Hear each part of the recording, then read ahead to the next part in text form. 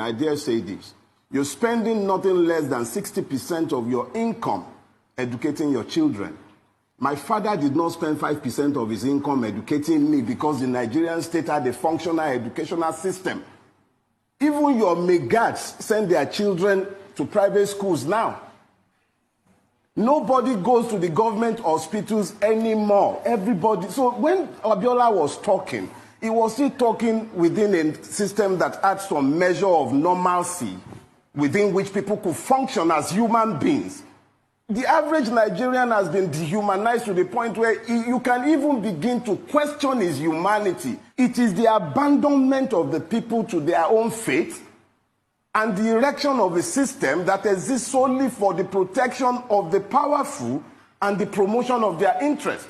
Who is looking for the poor man? And the poor man, having lost the capacity to think because he had been impoverished ab initio by the weaponization of ignorance. An ignorant man is doomed to poverty. When you have now gone to the point where the average man on the Nigerian street does not even know what he can do to drag himself out of the perpetual poverty into which he had been locked by the system, even when you try to do... A friend of mine said the other day, he said, almost every avenue for legitimate improvement in Nigeria has been blocked off. It's almost as if you are even being begged to go and become a criminal by the state itself because you'll be punished for your honesty by the Nigerian state. So exactly what are we talking about? Because in the age in which he lived, Nigeria had not become the predatory state that it has become today. What you will find today is that the Nigerian state has deliberately weaponized poverty against its people.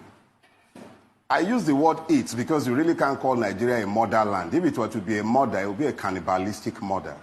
And if it's a father, it's a most irresponsible father. You have 14 million children trampling the streets of Nigeria. Most of them drug addicted. No future, nothing in front of them. Walking the street. That is the population of a lot of countries. What about your guards? What about all the people who walk around you? COVID is the leveler. Everybody will harvest this. But here is the point.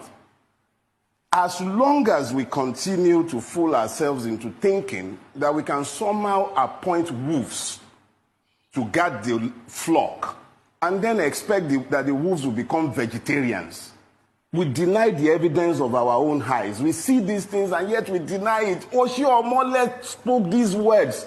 They're out in the open, it's all over the place, and yet the same man comes out and is preaching to the people that the man he testified was a thief. Anyway, thinking about it though, how can Oshie Omole testify to the character of anybody? Okay. How does that change the price of pomo in the market or change the price of gari for the poor man on the street who is busy battling the problems of COVID-19, the irresponsibilities of government? It's just another distraction. Wake me up the day they formally charge MAGU to court like he has been busy chasing small boys, small fries who have stolen 500,000, 200,000, 1 million naira, and the real thieves are around and he knows them, we all know them, and nobody do anything about those ones. So if they have now woken up and they feel that it's time to distract the people and then be chasing MAGU around to have some fun, it doesn't interest me. Frankly speaking, it's of no benefit to the Nigerian people. There is nothing there. It's just another distraction. They're having their family squabble. Nothing will happen to MAGU. Absolutely nothing will happen to him. I can tell you ahead of time. So please, let's not fool ourselves. It's just a circus. Do not die in their war. It's their war. They have no interest in the people. The same... Oh, look, let me put it this way.